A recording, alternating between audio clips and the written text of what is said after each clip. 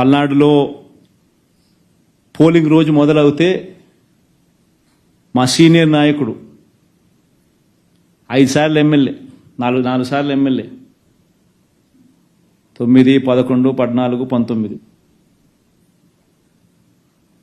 మంచి పేరు ఉంది కాబట్టి తను అన్నిసార్లు రిపీటెడ్గా 4 సార్లు వరుసగా ఆయన ఎమ్మెల్యే గెలుచుకుంటూ వచ్చాడు. బలవంతంగా అలాంటి వ్యక్తిని ఏకంగా ఇరికిచ్చే కార్యక్రమం. అంతకుముందు పల్నాడు జిల్లాకి ఎస్పీగా రవిశంకర్ రెడ్డి ఉండేవాడు. పాపం బాగా పనిచేస్తూ ఉన్నాడని చెప్పి ఆ రవిశంకర్ రెడ్డిని తప్పించేశారు. వీళ్ళు ఎలక్షన్ కమిషన్ను, వీళ్ళకున్న కేంద్ర ప్రభుత్వంలో వీళ్ళకున్న పలుకుబడితో బిందు మాధవ్ అని చెప్పి ఒకరిని ఎస్పీని తెచ్చుకున్నారు.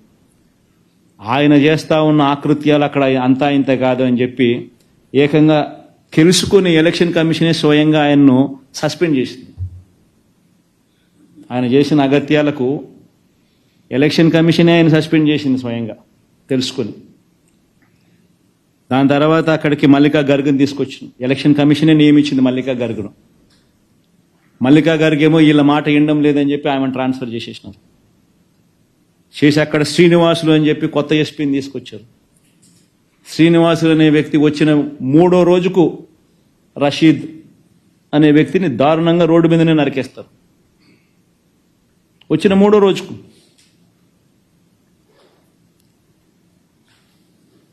అసలు ఏ రకంగా జరుగుతూ ఉందంటే ఇప్పుడు ఆ స్లైడ్ ఏమో, ఆ రెడ్ బుక్ సైడ్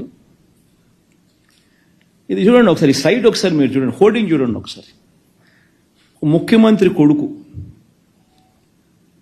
మంత్రి, క్యాబినెట్లో మంత్రి, ఏకంగా రెడ్ బుక్ అని చెప్పి తాను హోర్డింగ్ పెట్టి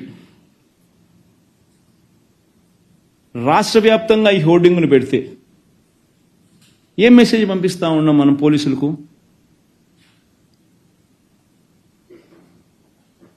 నా లెవెల్లో మొదలు పెడుతున్నాము,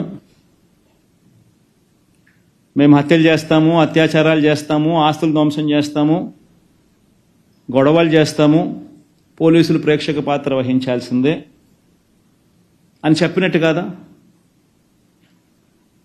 ఎవరైనా కంప్లైంట్ చేస్తే నిరంతరం ప్రజల సమస్యలపై గలమెత్తుతున్న పీవీఆర్ న్యూస్ తెలుగు ఛానల్ 4వ వార్షికోత్సవం శుభాకాంక్షలు తెలియజేస్తున్న బొడ్డు చిన్న నరసింహారావు, ముదిరాజ్, 23వ వార్డు, మాచర్ల. పల్నాడు ప్రజల సమస్యలపై నిరంతరం పోరాడుతూ ప్రజల మన్ననలు పొందుతున్న పీవీఆర్ న్యూస్ తెలుగు 4వ వార్షికోత్సవం శుభాకాంక్షలు తెలియజేస్తున్న మాచర్ల చక్రధర డిగ్రీ కళాశాల ప్రిన్సిపల్ కుర్రి సాయి మార్కొండారెడ్డి.